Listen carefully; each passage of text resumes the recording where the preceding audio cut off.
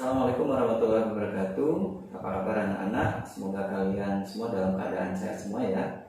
Bertemu lagi dengan Bapak. Kali ini kita akan melanjutkan materi geografi yang berkaitan dengan persebaran flora dan fauna di Indonesia dan di dunia.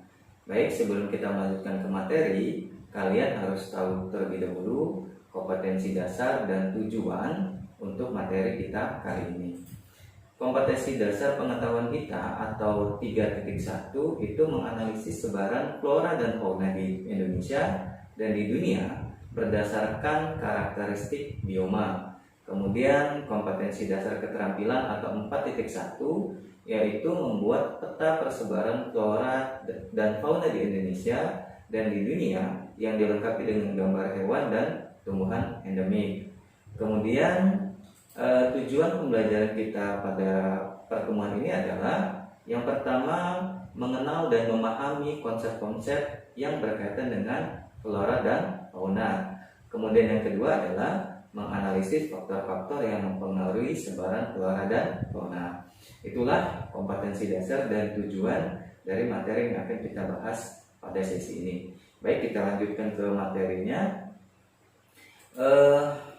Coba kalian lihat gambar berikut ini ya, yang ada di samping.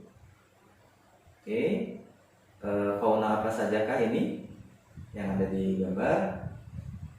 Kemudian dari gambar itu, menurut kalian di benua mana saja fauna-fauna tersebut banyak ditemukan?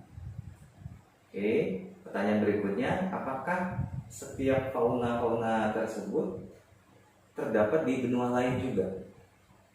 Oke. Nah, pertanyaan ini akan muncul dan akan kita bisa jawab ketika kita selesai membahas materi yang akan kita bahas berikut ini. Baik, kita langsung ke materinya ya. Yang pertama kita akan membahas tentang biosfer. Apa itu biosfer?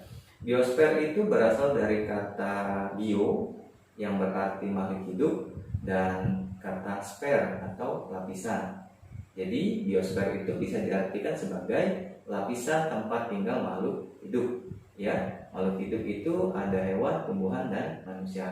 Tapi untuk kali ini pokok bahasan kita itu fokus kepada hewan dan tumbuhan saja.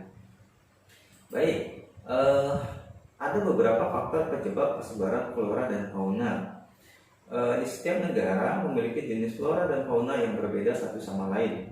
Bahkan kita mengenal istilah flora dan fauna endemik yang merupakan hewan dan tumbuhan asli di daerah tersebut dan tidak akan pernah bisa menemukannya di tempat lain. Itulah pengertian dari flora dan fauna endemik. Ada 4 faktor penyebab persebaran flora dan fauna. Berikut adalah faktor-faktor yang memicu persebaran flora dan fauna. Yang pertama adalah faktor iklim. Faktor klimatologi adalah kondisi iklim alam tempat di mana flora dan fauna itu tumbuh. Faktor iklim terbagi lagi menjadi beberapa bagian, yaitu yang pertama adalah suhu. Suhu di suatu tempat itu mempengaruhi pertumbuhan dan persebaran flora dan fauna di dunia. Suhu dipengaruhi oleh pancaran sinar matahari. Hewan dan tumbuhan akan beradaptasi sesuai suhu yang ada di tempat tinggalnya. Ya. Kemudian yang kedua itu adalah sinar matahari. Sinar matahari adalah makanan bagi tumbuhan. Cahayanya membantu siklus fotosintesis di tanaman hijau. Flora yang tumbuh di iklim subtropis menyesuaikan diri dengan ketersediaan sinar matahari. Di musim gugur saat udara dingin, tumbuhan merontokkan daunnya menjelang musim dingin. Sedangkan tanaman di iklim tropis selalu mendapatkan sinar matahari sepanjang tahun sehingga tidak perlu merontokkan daunnya. Oke. Kemudian faktor yang ketiga dari klimatologi adalah kelembaban udara. Kelembaban udara menggambarkan uap air yang terkandung di dalam udara. Semakin lembab, semakin banyak pula uap air yang ada. Air adalah komponen penting bagi kelangsungan hidup semua makhluk hidup. Selain itu, air mempengaruhi serapan zat hara oleh akar tumbuhan. Kemudian curah hujan. Intensitas curah hujan di suatu tempat itu membentuk atau menentukan keberlangsungan hidup flora dan fauna di dalamnya. Curah hujan yang turun menentukan kapasitas air yang dibutuhkan tumbuhan untuk terus tumbuh. Oke, kemudian angin. Angin bertiup dari tempat yang tinggi ke tempat yang lebih rendah. Angin juga mempengaruhi jenis tumbuhan dan hewan yang ada. Angin membantu proses penyebaran serbuk sari dari bunga untuk menjamin keberlangsungan hidup suatu tanaman. Angin yang bertiup juga membantu burung untuk terbang dan bermigrasi saat musim dingin ke tempat yang lebih hangat. Oke, itu faktor yang pertama yang menyebabkan sebaran flora dan fauna. Kemudian faktor yang kedua adalah faktor edafik. Faktor edafik adalah faktor tanah yang ditempati oleh hewan dan tumbuhan. Tanah yang subur akan memberikan dampak yang baik bagi pertumbuhan tanaman.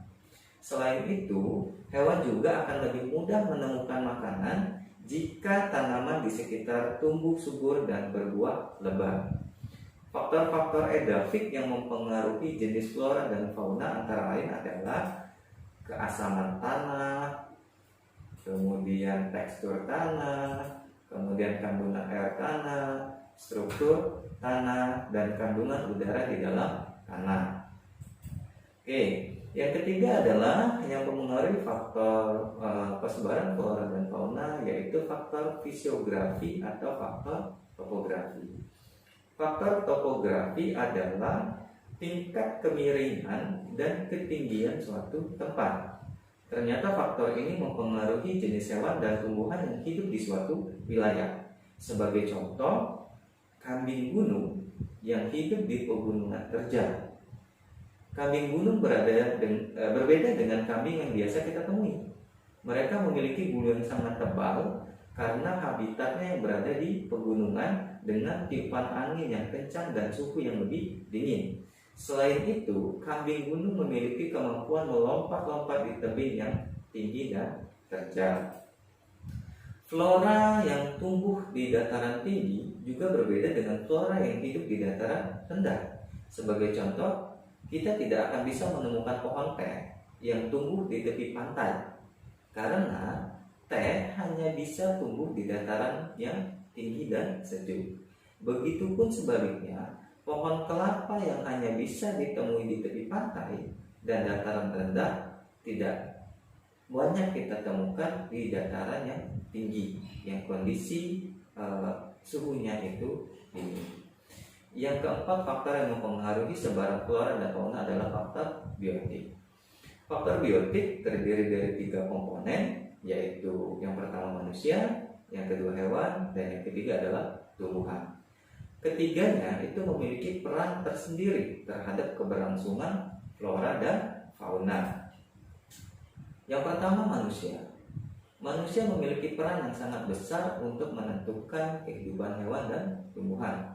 Salah satu sifat manusia yang destruktif seringkali menyebabkan hilangnya habitat asli suatu makhluk hidup. Sebagai contoh adalah hewan langka yang saat ini sulit ditemukan di alam bebas. Semuanya berawal dari keinginan manusia untuk memperluas lahan pertanian sehingga menggunduli hutan yang merupakan habitat hewan banyak. Ya. Kemudian peran hewan. Salah satu hewan yang membantu persebaran tumbuhan adalah hewan penyerbuk. Hewan berjenis ini menghisap madu dari bunga dan membawa serbuk sari terbang bersamanya.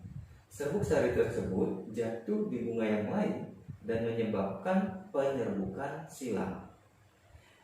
Hewan-hewan penyerbuk antara lain adalah lebah madu, tawon madu, lalat bunga, kupu-kupu, ngengat, burung kalibori, dan masih banyak yang lainnya.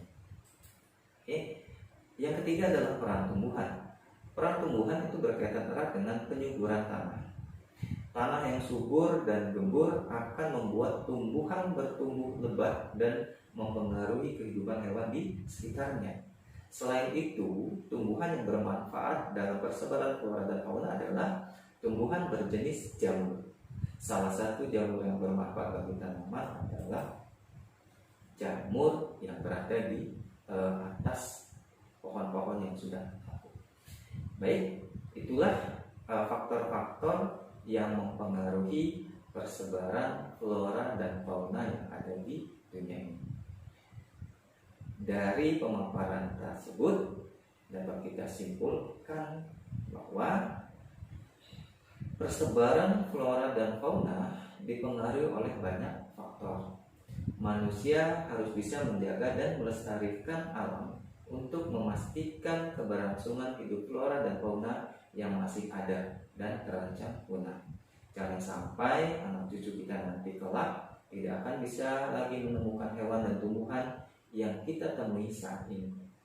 Kebijakan kita terhadap alam yang kita tinggali memiliki peran krusial untuk keberlangsungan makhluk hidup di bumi. Baik, itulah materi yang bisa kita bahas untuk pertemuan kali ini. Mudah-mudahan bisa kalian pahami. Kemudian untuk tugas bisa kalian lihat di samping ya, dan nanti bisa kalian kerjakan kemudian kalian kumpulkan. Sekian materi untuk pertemuan kali ini. Bapak akhiri. Assalamualaikum warahmatullahi wabarakatuh.